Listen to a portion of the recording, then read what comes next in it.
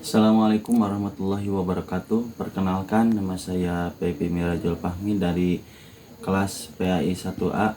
Insya Allah di sini saya akan mempresentasikan tentang materi di antara bagian dari ilmu pendidikan Islam, yaitu evaluasi dalam pendidikan Islam. Pengertian evaluasi pendidikan Islam yaitu pengambilan sejumlah keputusan yang berkaitan dengan pendidikan Islam guna melihat sejauh mana keberhasilan pendidikan yang selaras dengan nilai-nilai Islam sebagai tujuan dari pendidikan Islam itu sendiri. Jadi evaluasi secara umum itu menilai peserta didik atau memberi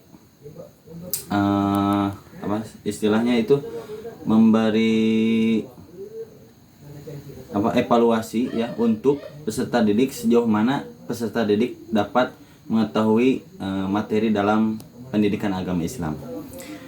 Selanjutnya prinsip umum yang pertama ada valid, kontinuitas yaitu terus menerus, kompetensi sesuai, komprehensif menyeluruh, bermakna, adil dan objektif.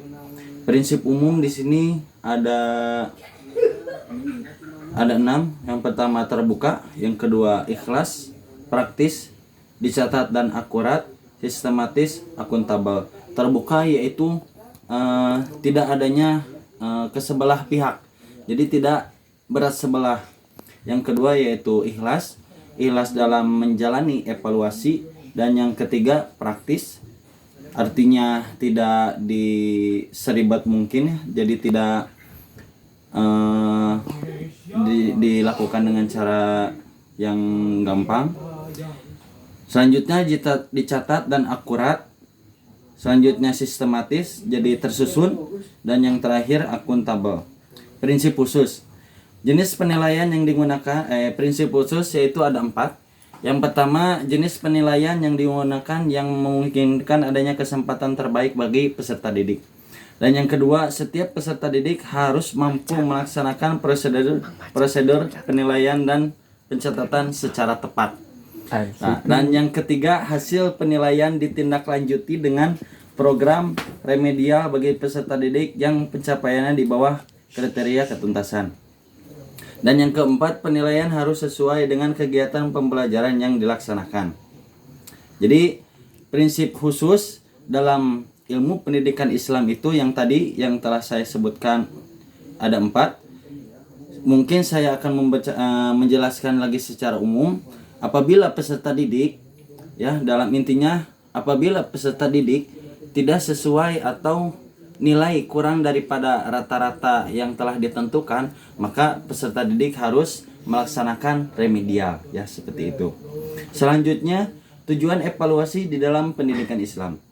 Yang pertama, mengetahui kadar pemahaman peserta didik terhadap materi pelajaran. Jadi sejauh mana peserta didik ini dapat memahami tentang materi pelajaran pendidikan agama Islam ini. Dan yang kedua, mengetahui siapa di antara peserta didik yang cerdas dan yang lemah.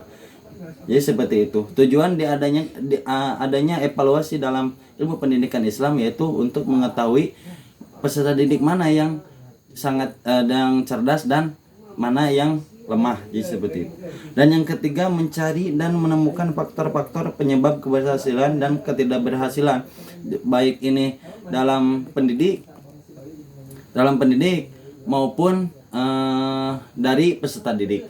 Apabila dari pendidik, mungkin cara mendidiknya itu seperti apa? Apakah mendidiknya itu dengan keras atau dengan lemah lembut? Itu sebenarnya tergantung psikologis peserta didik. Apabila peserta didik tersebut di usia 1 sampai 5 tahun, maka cara mendidik seorang pendidik itu harus seperti bagaimana. Mungkin itu akan dibahas dalam ilmu psikologi. Dan yang terakhir yaitu mengumpulkan informasi sebagai dasar pengecekan terhadap hasil pendidikan yang telah dicapai. Jadi setelah hasil daripada evaluasi tersebut, hasil nilai-nilai itu akan dikumpulkan dan menjadi tolak ukur bagi pendidik itu. Nah, dan yang terakhir, bagian yang terakhir fungsi daripada evaluasi pendidikan yaitu ada 4. Yang pertama islah, perbaikan terhadap semua komponen pendidikan. Jadi perbaikan dalam menyeluruh, konteks menyeluruh, baik dalam pendidik maupun peserta didik. Dan yang kedua tazkiyah, penyucian terhadap semua komponen pendidikan. Yang ketiga tajdid, memodernisasi semua kegiatan pendidikan.